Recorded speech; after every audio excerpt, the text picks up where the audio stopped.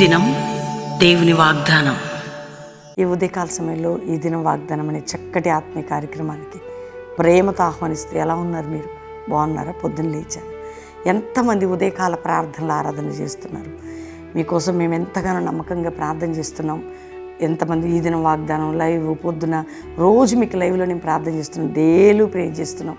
ఇంకా రక్షణ లేని బిడ్డలు యేసు రక్షకుడు ప్రాణం పెట్టిన యేసుకి మీ హృదయాన్ని ఇవ్వండి, మీ జీవితాన్ని ఇవ్వండి, క్రీస్తుకు సమర్పించుకోండి. ఈరోజు ఒక్క మాట నేను చదువుతున్నాను. దేవుని వాగ్దానం దినవృత్తాంతంలో 2వ గ్రంథం 20వ అధ్యాయం 27వ వచనం. ఇలాగ యెహోవా వారికి శత్రువు మీద జయం అనుగ్రహించి వారిని సంతోషపరిచెను. శత్రువు మీద జయం అనుగ్రహించాడట.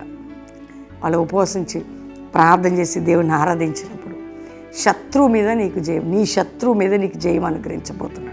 రోగమైన, వ్యాధైన, చింతైన, బాధైన, ఇహలోక సంబంధమైన శత్రువులైనా, నేను వెంటాడుతున్నది ఏదైనా కానీ నీ శత్రువుపై నీకు జయం ఇచ్చి నీకు సంతోషం, ఆనందాన్ని దేవుడు ఇవ్వబోతున్నాడు.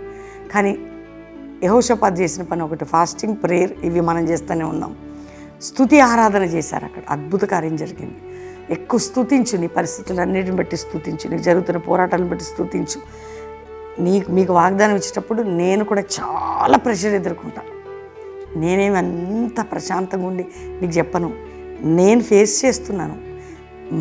మేము మినిస్ట్రీలు ఎన్నో ఫేస్ చేస్తాం. కానీ మమ్మల్ని బలపరిచిన దేవుడిని అలా కళ్ళు మూసుకొని దేవుడు మాట్లాడింది మీకు చెప్తుంటాడు.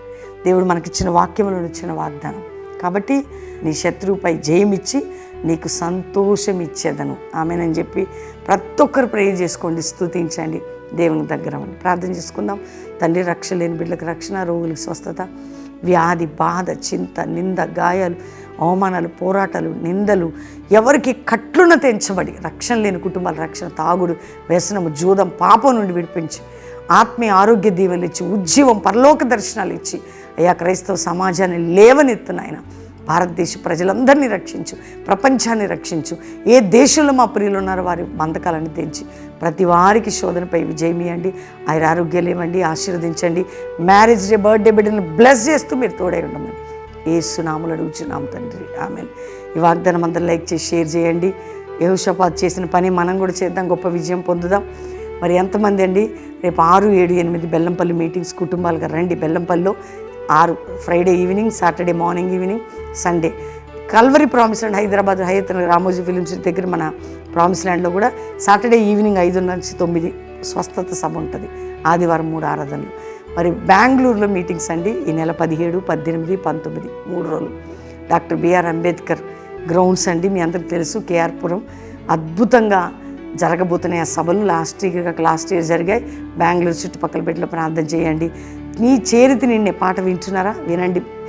నీ చేతి కార్యములు, మరి నీతి సూర్యుని రెక్కల కింద, ఈ అద్భుతమైన పాటలు వినండి. మన కుటుంబం కొరకు, మన కొరకు ప్రార్థించండి. దేవుడు మీ అందరిని దీవించను కాక. ప్రైజ్.